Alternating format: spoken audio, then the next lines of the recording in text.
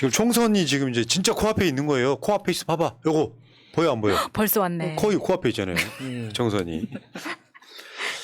그래서 지금 민주당이 이제 혁신이 거치고 지금 총선 기획단이 이제 총선 공천 룰을 만드는 과정인 것 같아요.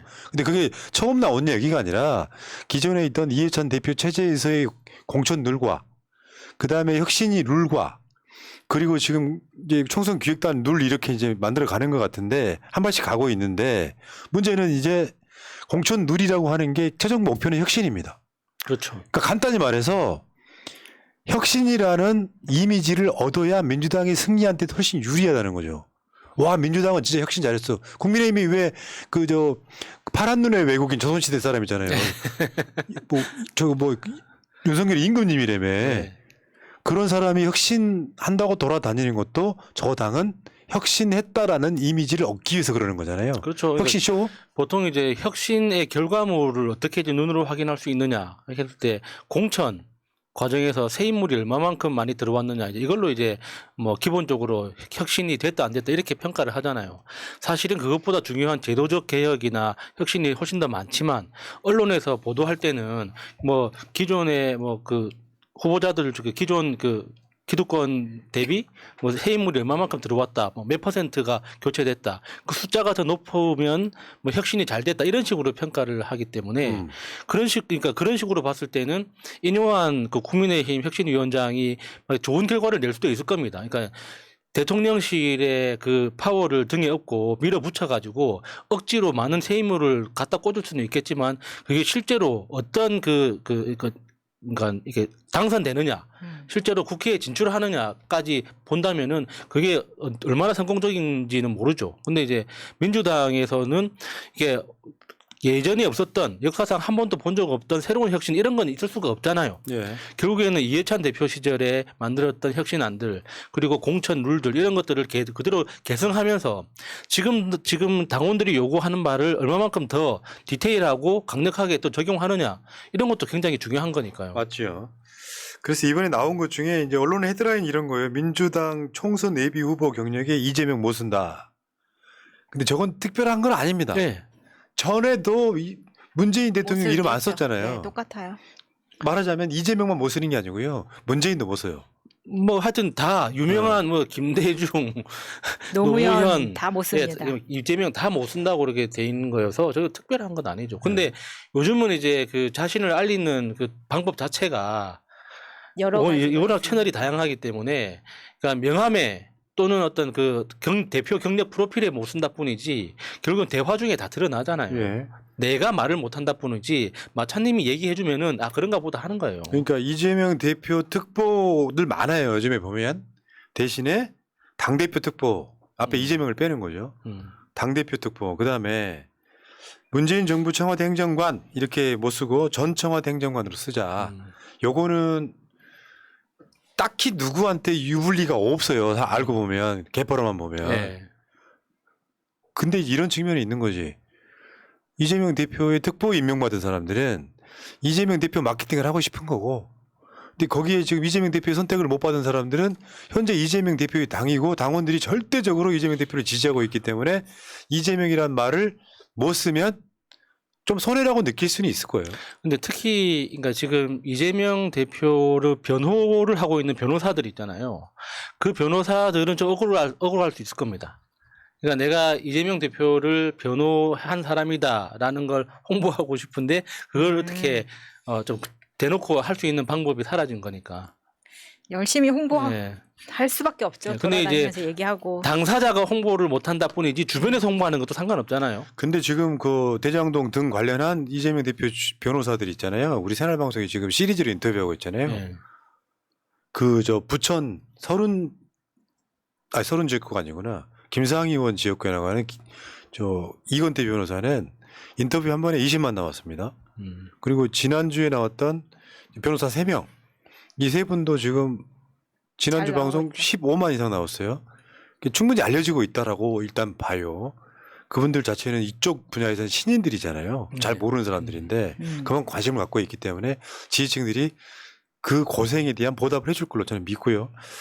자, 그리고 이번에 이제 이건 아직 확정된 건 아닌데 공천에서 현역 의원 페널티 강화하겠다. 이거는 사실은 옳은 방향성이죠. 예. 혁신위도 이렇게 공고를 했었고, 그러니까 총선 경선에서 하위 10% 감산 비율을 30%로 확대한다. 그 전에 20%였던 거를 30%로 확대한다. 그러면 하위 10%에 들어가면 사실상 공천 못 받는다고 보면 돼요.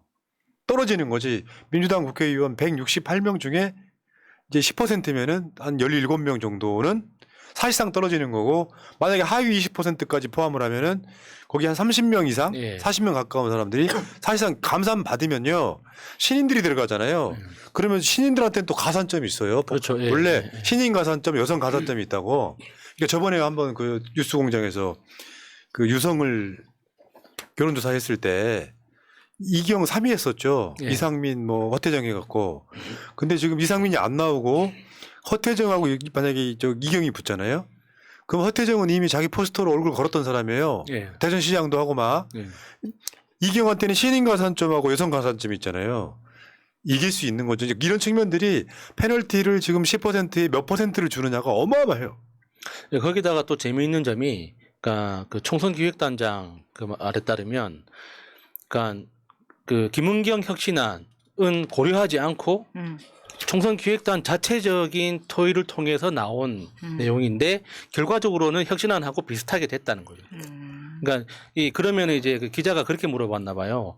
이 혁신안을 그대로 받아들이고 인정하는 거냐? 그러니까 그게 아니다. 혁신안은 전혀 고려하지 않았지만 총선기획단 내부 토의 과정에서 결과적으로는 이렇게 이런 안이 나왔는데 만들고 보니 혁신안과 비슷해졌다 이렇게 이야기를 하는 게, 그러니까 문제의식이 다 비슷하게 다 갖고 있다는 거예요. 뭐 그렇게 봐도 돼요. 예, 민주당 혁신을 요구하는 사람들은. 우리가 방송에서 지금 뭐 사람으로 따지는 게 아니라 공약을 얼마나 이행했는가 가지고 지금 국지국가 소사이어티에서 정권 연장 싱크탱크를 하고 있지 않습니까? 그런데 지금 나와 있는 것처럼 이 현역 페널티 강화에 반발하는 사람들이 보면은 다 꼴등들이에요. 맞지? 네. 그러다 보니까 지금 비명계가 집단적으로 반발을 하고 있는데 자꾸 자기들을 비명계라고 부르지 말아달라는 원칙과 상식이 있죠. 그러니까 자기들을 혁신계라고 불러달라는 거예요.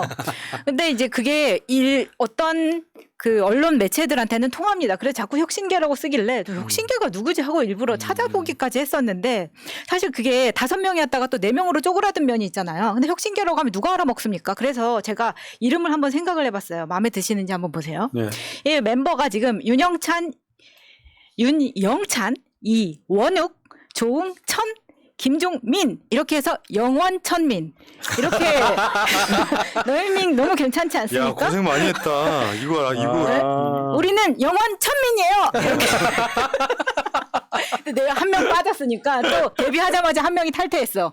그러니까 4명인 거죠. 아니 영원천민. 그 사람 지금 저 4명 중에 1명 여기 안 들어가 있는 5명 중에 네. 그걸 가운데 넣으면 되겠네. 영원히 천민. 영원히 천민. 영원히 천민. 아 정말 무슨 혁신계라는 말도 안 되는 혁신안도 못 받아들이는 혁신계가 말이 됩니까? 그러니까 지금 방향성은요. 하위 20%는 무조건 감산. 그러니까 그렇죠. 하위 20%에 들지 말라는 건데 168명 중에 하위 20%면 대략 35명쯤 돼요. 그러니까 35명은 거기에 들어가면 개미 지옥인 거야 이제. 네. 다른 거 어마어마하게 잘하지 않고서는 빠져나오지 못하는 건데 이번만 그러냐? 아니에요. 지금까지 그래 왔어요. 근데 새날이 하나 엄청난 노력을 한 게 있지. 지역 활동이나 의정 활동 잘했는지 이미 분석해 드렸잖아. 민주당 공천 관리, 공천 심의 뭐 이런 그러니까 공관위 공심이라고 하는데 당마다 이름이 달라서 그런 데서 고생하실 필요 없어요. 이분들 건 새날 방송 그때로 보고 쓰시면 돼요. 다 하야. 진짜. 잘한 사람이 없어. 어떻게 이렇게 꼴등만 다 모았는지 모르겠어요. 그러니까 지금 20%까지는 감산 비율을 더 올리겠다는 거거든요. 그러니까 당연히 반발한 이유는 뭐겠어요? 우리가 떨어질 게 뻔히 보이니까. 아니 그럼 이 사람들은 이제 어그로가 이런 거야. 당원들한테도 인기 없어. 일도 못해. 어차피 꼴등이 될 것으로 예상이 돼. 공부를 안 했기 때문에 그런 거잖아요. 시험을 봤는데 시험 보기도 전에 꼴등을 예상하는 자들이 야 꼴찌부터 자르는 건 말이 안 되라고 주장하는 거야. 맞아요. 아니 씨 그러면 1등부터 자르래? 진짜 그동안 뭐 했길래 사실 당원들한테 냉정한 평가를 받는 거 아닙니까? 근데 언론에서 또 한술 더 떠서 이게 이런 식으로 페널티를 준다고 하니까 아 시스템 공천 무너지나 뭐 이런 식으로 나가요. 이게 시스템 공천 아닙니까? 어떻게 우리가 감으로 너 싫으니까 나가 이러는 게 아니잖아. 그러니까요. 그 비율이 있잖아요. 의정활동, 지역구 공약, 무슨 뭐 법안 발의, 통과, 그 당원들 투표 이런 게 있잖아요. 예, 예. 그렇게 해가지고 객관적인 데이터를 통해서 이야기하는데 얘네들은 지금 우리가 비명계니까 자를 거야 같은 뇌피셜 국회의원들이 이래도 돼요? 받아들여야지. 자기들이 정말 국회의원 활동 잘했으면 어떤 룰이 나와도 반발할 이유가 없잖아요. 그러니까 4년 동안 이렇게 놀고 먹다 보니까 내 지역구가 험지가 돼버려서 다들 마음이 불안한 거예요. 그런 것 같아요. 지금 저자들 저 지역구에서 지금 좋은 평가 받고 있는 사람 한 명도 없죠. 예. 신진들이 다 지금 예. 약세를 보이고 있는데 놀라운 건 신진들 이름을 몰라도 저 사람들 이름을 아는데 난 저 새끼 싫어가 돼버리는 거예요. 그렇죠. 지금 구조가 그렇다고. 자 그리고 지금 민주당에서 그 위성정당 방지법 제정 촉구 쉬운 2명이 촉구를 했어요. 이름 올린 사람만 쉬운 2명인데 이건 매우 예민한 사안입니다. 좀 더 말하면 정답이 없습니다. 그러니까 위성정당 방지법이라는 그 명제 자체에는 반대하기 힘들죠.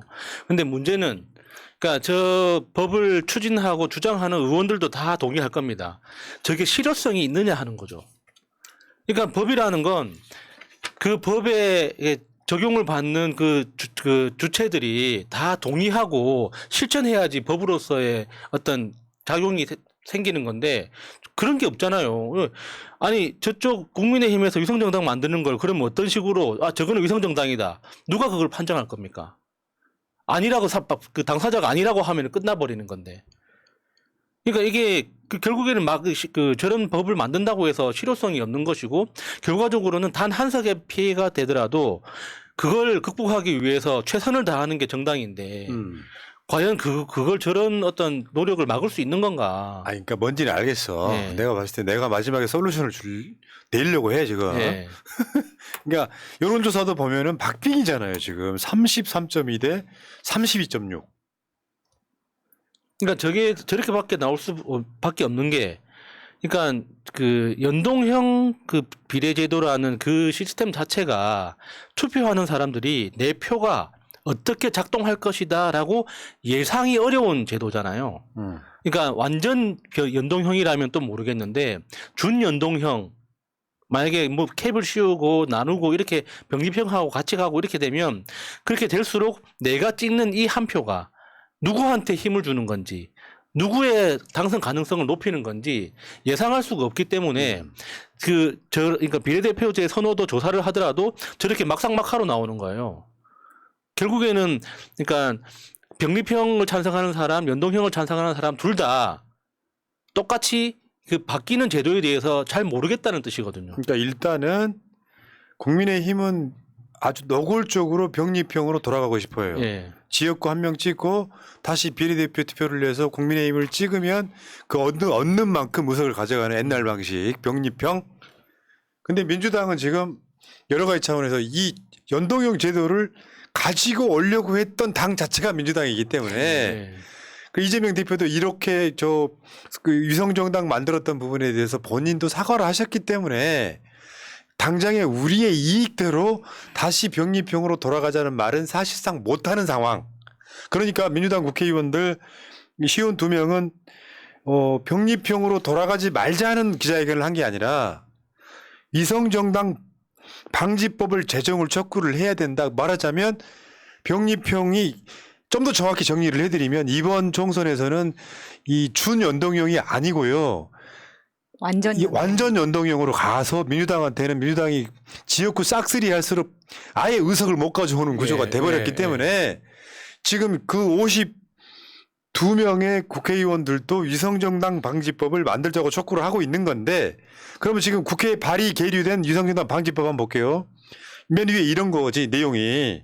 이탄희 의원의 안은 선거가 끝나고 나면 2년 이내에 지역구 다수정당과 비례 다수정당이 합당하는 경우 국가보조금 절반으로 삭감. 그럼 못하지 이제. 예, 아니 근데 저거는 못하지 않을 거라고 봐요. 아 정말요? 예를 들어서 이 법이 통과가 된다고 해도 의석이 과반을 넘으면 저 당이 얻는 이익이 더 커요. 국고 보조금 500억을 주던 거를 250억 준다고 그래서 저거 안 할 이유가 뭐 있어. 과반이 되는데 더군다나 이 법을 통과를 시키잖아요. 그럼 윤석열이 그 법권 행사하면 끝이에요. 말하자면 이런 단점이 예, 있다고 예. 대략적으로 보면 그 박성준 의원한 민영배 의원한 영예인 의원한 심상정한 그런 내부분들이 그러니까 위성정당 방지법에 보면 그런 페널티를 주자는 그 내용들이 훨씬 많습니다. 합당 못하게. 예. 예. 근데 여기 관련해 가지고 그러면 어떻게 할 거냐 이게. 그러니까 지금 이대로 지지부진하면 연동형으로 갑니다. 연동형으로 가면은 정말 하이에나들처럼 아 정말. 위성 정당 만들고 또 뭐 이준석 신당이 어쩌네 막 이야기가 나올 거란 말이에요. 예. 현실은 그렇단 말이죠. 근데 민주당이 대놓고 병립형을 찬성도 못해. 엊그저께는 어떤 보도가 나왔었냐면 민주당에서도 병립형 찬성했다는 보도까지 나왔어요. 근데 국민의힘의 주장이었어 그게. 민주당에서는 그런 합의한 적 없다고는 이야기가 나오고 진실은 뭔지 모르겠으나 지금 이제 시뮬레이션 해보잖아요. 병립형으로 했을 때 연동형으로 했을 때 가장 쉽고 클리어한 방법은 이 제도를 그대로 가고 위성정당을 누구나 안 만들겠다는 서약을 하면 되는 거예요. 일단은. 예. 근데 그게 가능하냐고 지금. 예, 그렇죠. 어떤 식으로든지. 그러면 민주당이 완전히 본인들의 정치적 명분 없이 병립형으로 갈 수도 있겠느냐. 저는 그것도 불가능하다고 봅니다.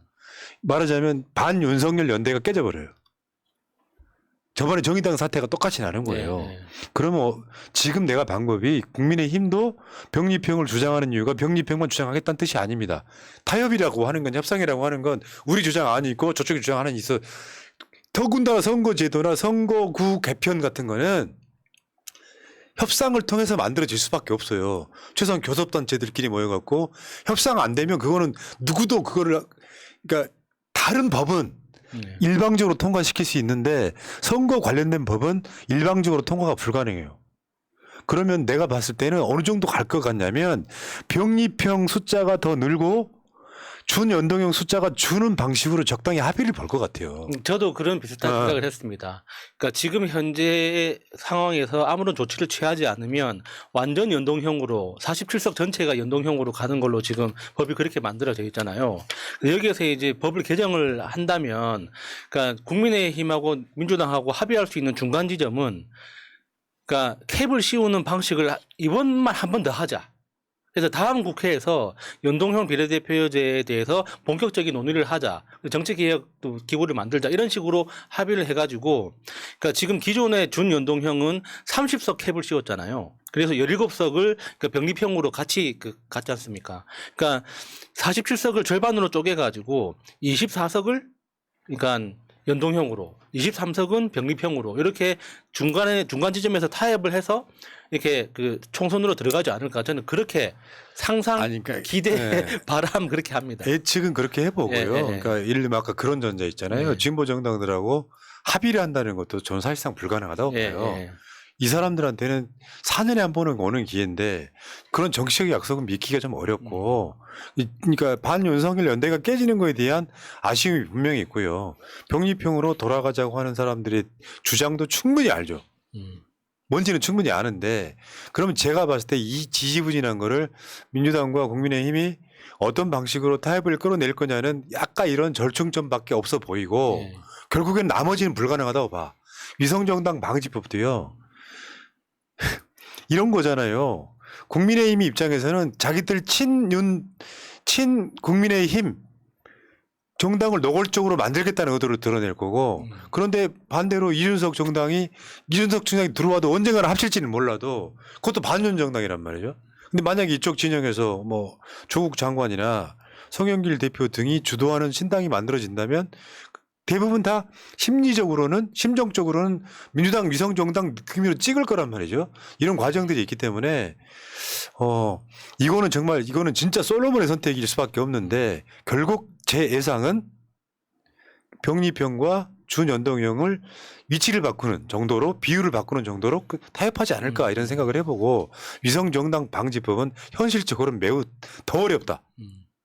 그러면 지금 이 상태로 간다 그러면 다음 달 초면요 얼마 남았거든요. 다음 달 초중반까지는 이거 확정을 해야 됩니다. 그러면 그렇게 되면은 이제 이게 있잖아요. 다시 한 번 말씀드려요. 댓글창에다가 우리 방송 지금 소리도 안 듣고 댓글만 쓰는 애들이 있어. 주제가 뭐냐면 조국 송영길 두 분은 민주당에 피해가 가는 식의 역할을 안 하겠다는 거고 어제 송영길 대표도 나한테 얘기를 했잖아요.